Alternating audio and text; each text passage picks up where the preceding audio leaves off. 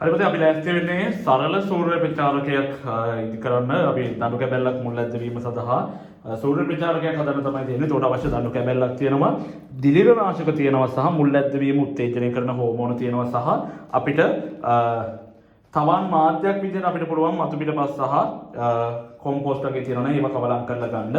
මම එහෙම කවලම් කරලා ගත්තා. එකට එක අනුපාතයෙන් මම ඔයාලට තියරි කියලා දෙනකොට කිව්වා එකට එක අනුපාතයෙන් ගන්න කියලා. හරි. එතකොට අපි කරන්නේ වගා මල්ල අරගෙන මේ වගා මල්ලේ සම්පූර්ණ තුනෙන් එකක් විතර මොනවාද තවන් මාධ්‍ය පුරව ගන්න ඕනේ. තවන් මාධ්‍ය පුරව ගන්න ඕනේ. වගා මල්ලේ තුනෙන් එකක් විතර තවන් මාධ්‍ය පුරව ගන්න ඕනේ. එතකොට වැඩේ ලේසි. හරි. අපි දැන් වගා මාධ්‍ය පුරව ගන්න.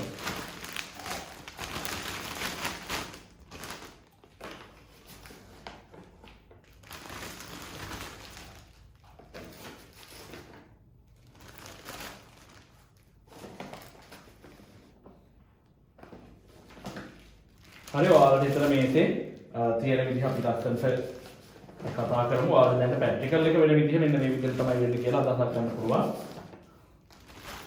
හරි.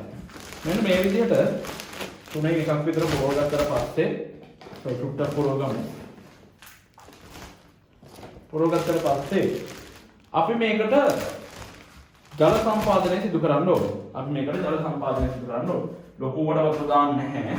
යම් මට්ටමකින් ජල සම්පාදනය සිදු කරනවා. හරි. යම් මට්ටමකින් ජල සම්පාදනය සිදු කරනවා. හරි. ඔය විදිහට ජල සම්පාදනය කරලා ජලයේ තිබ්බොත් ජල සම්පාදනය කරන්න අපි මේ වගා මල්ල පැත්තකින් තියාගන්නවා. ඊට පස්සේ මොකද කරන්නේ? අපි ගන්නවා අපිට ඕනේ දඬු කැබැල්ල. දඬු කැබැල්ලේ ඉහළ කෙරවල කෙලින්ම මෙන්න මෙහෙම 34ට කපා ගන්නවා. ඉහළ කෙරවල 34ට කපා ගන්නවා.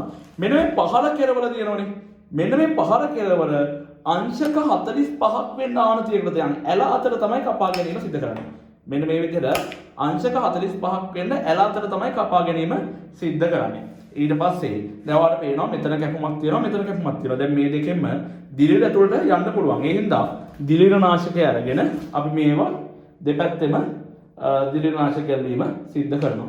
ඊට අමතරව මේ අංශක 45ට කපු පැත්ත තියෙනවනේ. අන්න ඒ පැත්තෙන්නේ මුල් ඇද්ද වෙන්නේ. අන්න ඒ පැත්තේ අපි මුල් ඇද්ද වීමට අදාළ හෝමෝනිය පොඩ්ඩක් ගල්ව ගන්නවා. මෙන්න මෙහෙම පොඩ්ඩක් ගල්ව ගැනීම සිද්ධ කරනවා. ඊට පස්සේ අපිට පුළුවන් මෙන්න මේ වගා මල්ලේ තැම්පත් කරන්න. තැම්පත් කරන්න කලින් හොඳට මතක තියාගන්න ඕනේ පත්‍ර තියෙනවා නම් පත්‍ර වලින් අඩයි ගන්නේ අනිත් ටික අඩක් තියෙන කපලා දාන්න. හරි කපලා දාන්න.